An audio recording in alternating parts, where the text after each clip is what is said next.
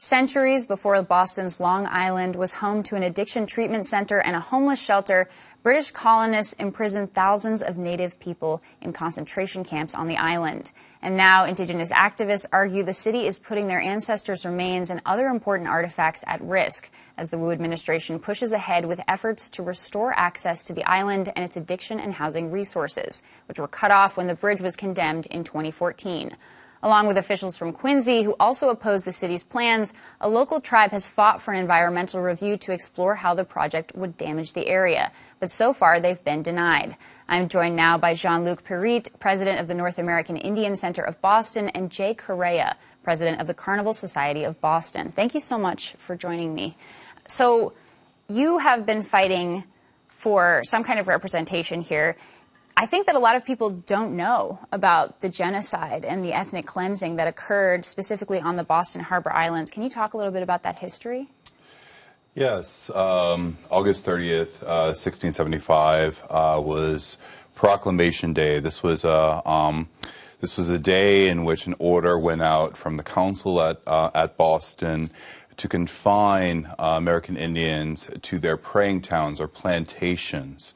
Ultimately, every American Indian within the area was then confined to the Boston Harbor Islands in that first concentration camp and left out to the elements. And this was a part of a broader war of resistance, popularly known as the King Philip's War. So because of that confinement, because of that concentration camp, we now have thousands of graves. In the mid-90s, there was controversy around the development on Deer Island. And today we have a similar struggle around Long Island and the continued push to protect those graves that are on that island. What's the status of that now? Is that a historically protected site? So in 1996, the Boston Harbor Islands was established as a national recreation area, and there was a management plan that was supposed to go along with that. That wasn't necessarily all the way developed. And since the actual establishment of that national recreation area, there was an advisory council, which included members of local tribes, especially Elizabeth Solomon of the Massachusetts tribe at Ponkapog was one of the members. Unfortunately, during the Trump administration, advisory councils meetings were suspended.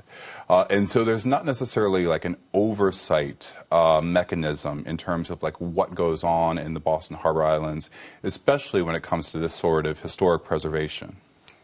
How do we know how many graves there are, and what do we know about specific people and their stories and the family lineages that are associated with these graves?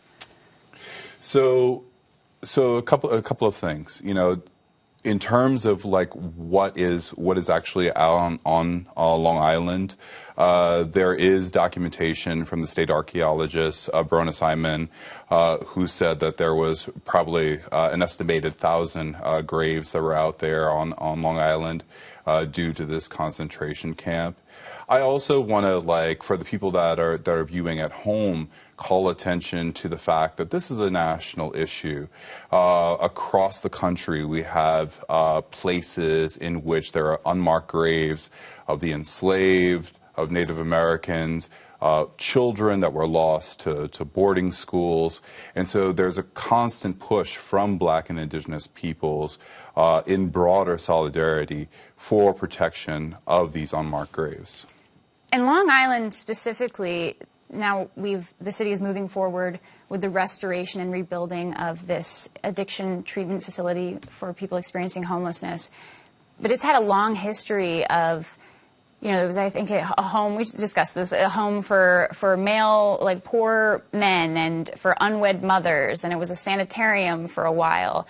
And it has this long history, right? And many of those facilities that they're rebuilding or restructuring now, when they were built, I imagine there was little to no consideration for the sites that they were built upon. Mm-hmm. So are these buildings built on more unmarked graves? Yes, they are. And I would, the issue itself, you know, you're kind of alluding to waves of humanitarian crises. We're talking right now about mass and CAS and what needs to be done. Next week, next Thursday, the 28th at 10 a.m. is the hearing on the docket of the ordinance related to mass and CAS, which was sent by the mayor to the city council. That's in the Government Operations Committee right now.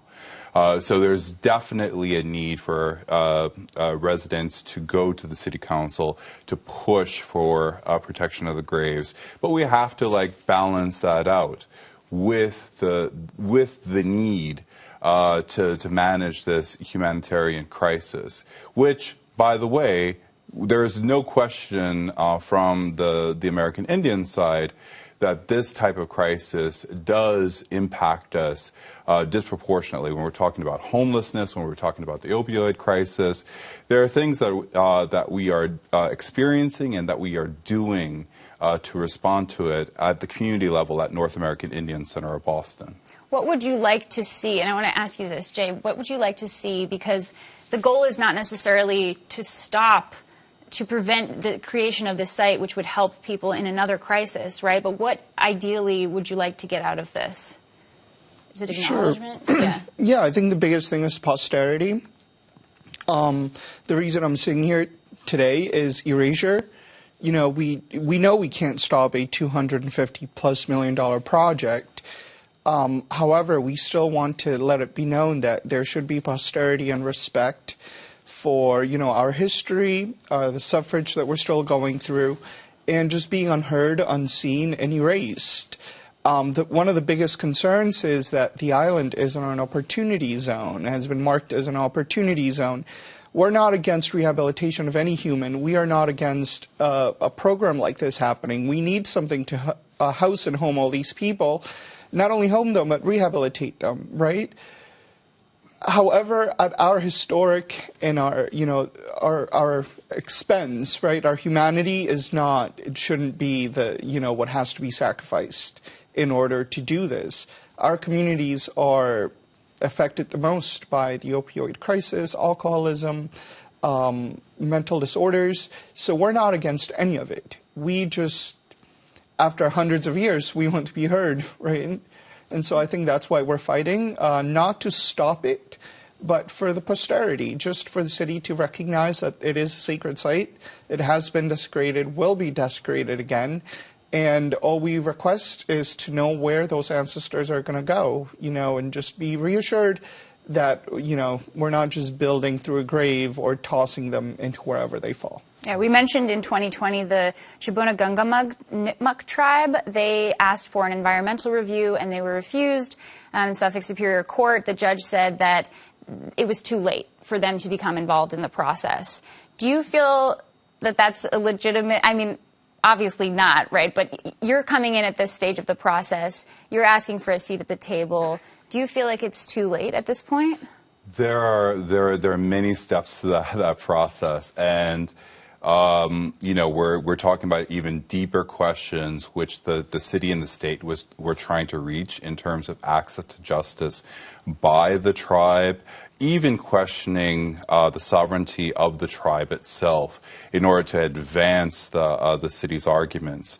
And I was reviewing some motions from earlier this year in which the city was pointing to this ever-growing crisis of opioid addiction and the deaths that are happening.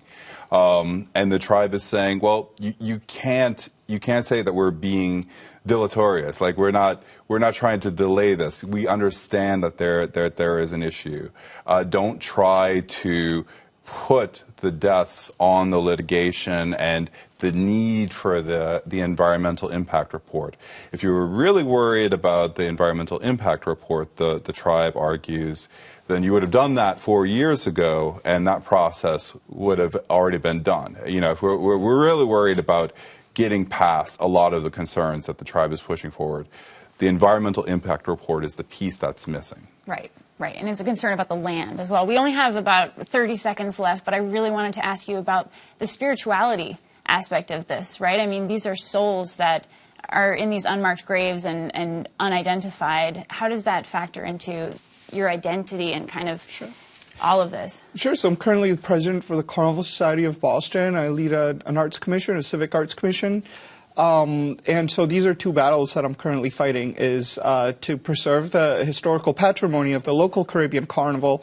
And now I'm on board with the North American Indian Center, again, with the same thing, this erasure. And so that's what we're fighting against. I think the city and state need to pay a little more attention to the constituency and the issues that are spiritual to us, because this is all things of liberation and power for us. These aren't, things that we can really control, but the posterity of them, again, like I said, are something very meaningful to us, and it represents our heritage, our existence, and our culture. And so to see it disappear like that is very difficult. Great. Jean-Luc Pierite and Jay Correa, thank you so much both for being here.